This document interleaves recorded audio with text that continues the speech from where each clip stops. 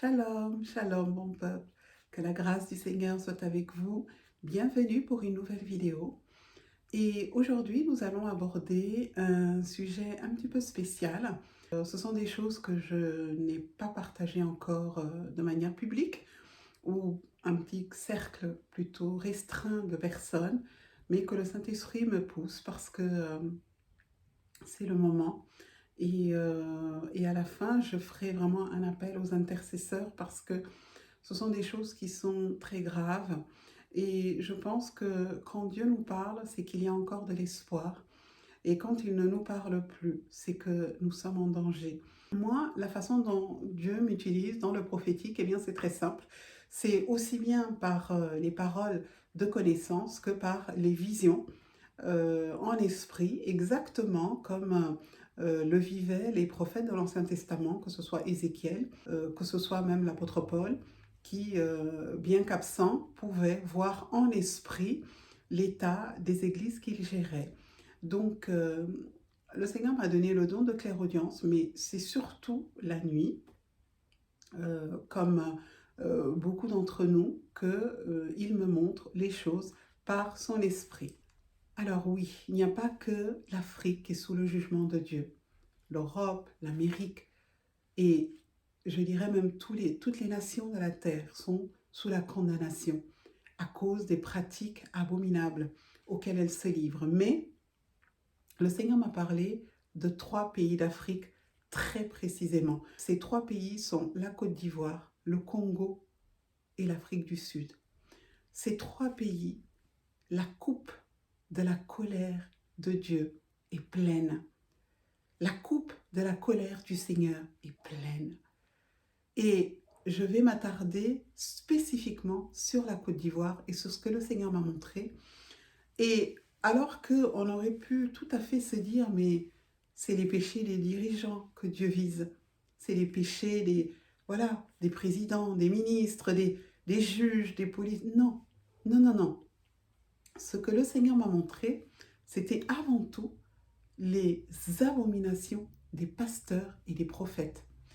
Et alors que je venais de prier, de passer un temps dans l'intercession, je m'endors la nuit et le Saint-Esprit se pose sur moi. Et là, il commence à m'emmener. Et je me retrouve en Côte d'Ivoire. Je me retrouve dans une église que je ne connais absolument pas. Je précise que je n'ai jamais mis les pieds en Côte d'Ivoire. Et je me retrouve donc dans cette église, une église de taille moyenne, et je vois le pasteur. Je ne connais pas cet homme, je ne sais pas comment il s'appelle, mais je n'ai jamais pu oublier son visage. Et je suis capable de le dessiner à main levée. Et j'étais totalement invisible dans cette église. Personne ne me voyait. Mais j'étais présente à ce culte, si on peut appeler ça un culte, et je pouvais voir tout ce qui passe. Tout, absolument tout ce qui se passait dans ce culte. Ce qui était terrible, c'est que je voyais comment est-ce que ce pasteur et son adjoint, son acolyte, volaient les fidèles. Je voyais comment ces hommes, lorsque venait le temps des offrandes, je voyais comment ils mettaient une pression incroyable pour que les gens donnent. C'est-à-dire qu'ils comptaient l'argent et ensuite, ils mettaient ça de côté et ils disaient au peuple, qu'est-ce que c'est que ça? Qu'est-ce que vous pensez que nous, on va faire avec ça? Et ils mettaient la pression pour que les gens viennent donner. Et c'était tellement choquant que même quand les personnes n'avaient rien, ils exigeaient absolument tout ce que la personne avait dans son sac. Les gens pouvaient mettre leur montre, les gens pouvaient mettre tout ce qu'ils avaient, même des bijoux. Et il n'hésitait pas, lui et son acolyte, n'hésitaient pas à dire, donne ça pour le Seigneur. Oui, ce collier que tu as là, mets ça aussi pour le Seigneur, Dieu va te bénir. Et je voyais comment ces pasteurs dépouillaient les gens. Et je le regardais, je pouvais lire en lui comme dans un livre ouvert. C'était quelqu'un de tellement abominable. C'était quelqu'un de tellement noir. Cet homme n'avait rien d'un homme de Dieu. Ensuite, 2 femmes viennent vers moi. Je me retrouve dehors. C'était juste pour voir vraiment la manipulation qu'ils exerçaient sur les gens. Et cette fois-ci, je me retrouve dehors. Mais il y a 2 femmes qui me voient, qui me reconnaissent, je ne sais pas comment, on est en esprit, hein, et qui viennent vers moi et qui me disent, il faut qu'on te raconte ce qui se passe dans cette église. Et là, elles me disent, tu vois cette sœur? Eh bien, c'est l'esclave sexuelle du pasteur. Je lui dis, mais comment ça? Elle m'a dit, oui, c'est son esclave sexuelle. Elle ne peut pas parler, elle ne peut pas partir. Elle est complètement esclave de cet homme. Et j'étais totalement abasourdie. J'ai dit, mais qu'est-ce qui empêche? Qu'est-ce qui vous empêche de partir? Pourquoi vous êtes là? Elle a été frappée, menacée. Elle ne peut pas partir. Et elle m'a dit, il n'y a pas qu'elle, il y a d'autres femmes avec qui le pasteur couche. J'étais tellement abasourdie. J'ai compris que ce n'était pas une église de Dieu. Ce n'était pas une église de Dieu, c'était toutes ces églises abominables, sataniques, qui pullulent aux 4 coins des rues, mais ce n'était pas l'église de Dieu. J'ai pris ces femmes, j'ai dit, sortez, suivez-moi. Et j'ai dit, Seigneur, mais qu'est-ce que je fais? Qu'est-ce que je fais d'elles? Et c'est là que, tout à coup, j'ai vu un prophète de l'Ancien Testament qui est apparu et qui a commencé à prononcer un jugement. Le prophète que j'ai vu criait, mais jusqu'à quand? Jusqu'à quand? Jusqu'à quand? Jusqu'à quand cette méchanceté? Jusqu'à quand cette perversité? Un jugement sur la Côte d'Ivoire. Et il ne s'est même pas préoccupé de ce que faisaient les dirigeants. Il disait à cause des faux pasteurs et des faux prophètes, le jugement de Dieu, et surtout à Côte d'Ivoire. Et pendant qu'il parlait, le feu tombait du ciel. Le feu a commencé à tomber du ciel. Le feu a commencé à embraser tout. Les voitures, les arbres, les bâtiments.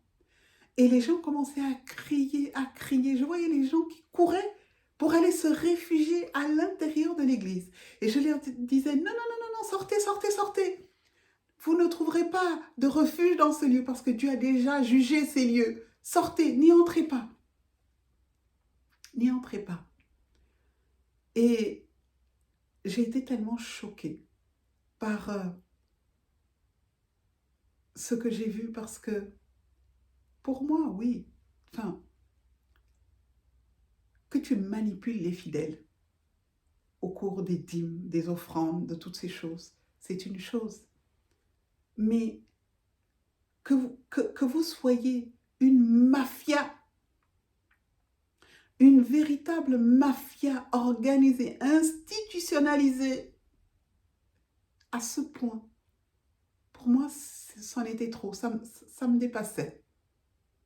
Et je me réveille absolument choquée, encore plus choquée par ce que les femmes me racontent que par ce que j'ai vu. Choquée, parce que je comprends que le jugement, lorsque le Seigneur visitera la Côte d'Ivoire, le jugement, eh bien, il se fera par le feu. Il se fera réellement par le feu. Et je vais vous lire ce que le Seigneur m'a dit. Et pourquoi le jugement se fera par le feu? Le Seigneur m'a dit, mon jugement s'exercera par le feu. Et c'est par le feu que ma fureur s'apaisera. J'exterminerai tous ces hommes abominables et cupides qui prétendent me servir. Ils oppressent et dépouillent mon peuple et se font craindre grâce à la sorcellerie. Donc c'est grâce à la sorcellerie que ces hommes se font craindre. Côte d'Ivoire, tu as aussi au milieu de toi des sodomites et des hommes méchants que je n'épargnerai pas. Premièrement, il y avait l'argent, la cupidité.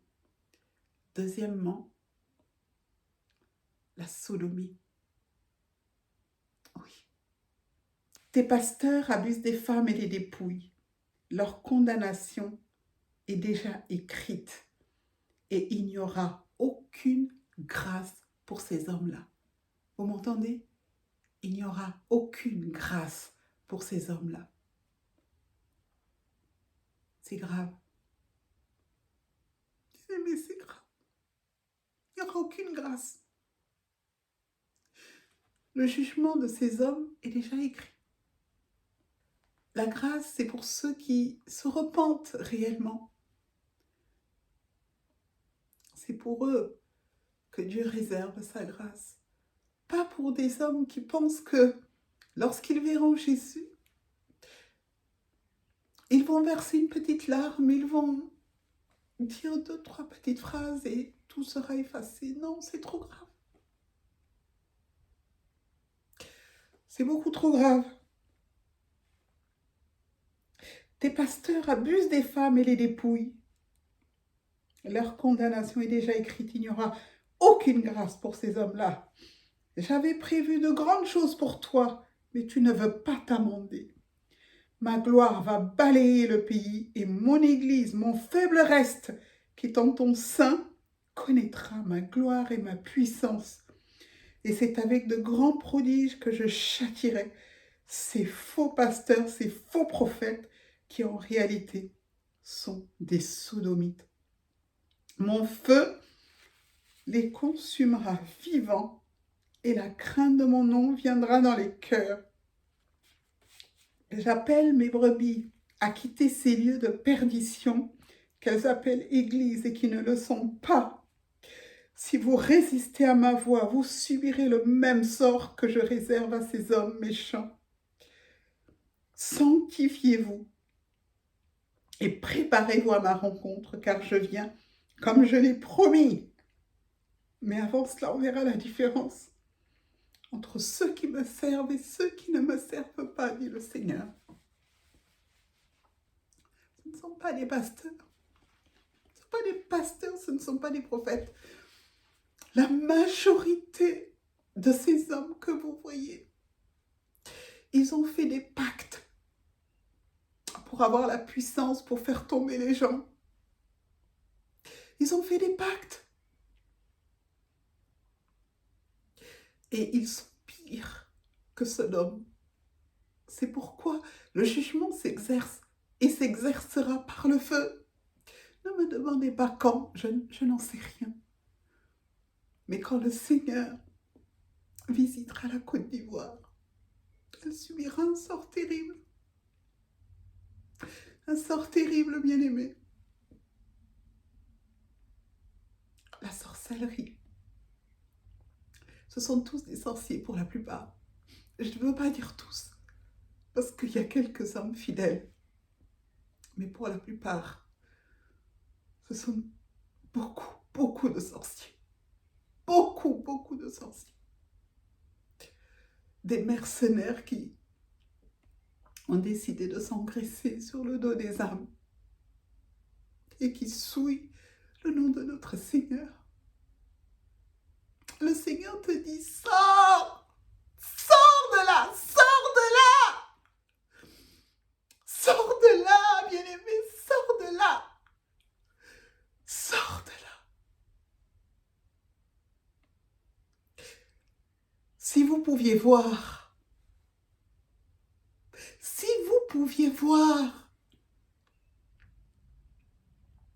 le Congo, c'est pareil. Si vous pouviez voir les puissances qui sont au-dessus de ce pays, les puissances sexuelles terribles qui gouvernent le Congo. Si vous pouviez voir, bien-aimés, excusez-moi, je lance un appel aux intercesseurs. Où êtes-vous?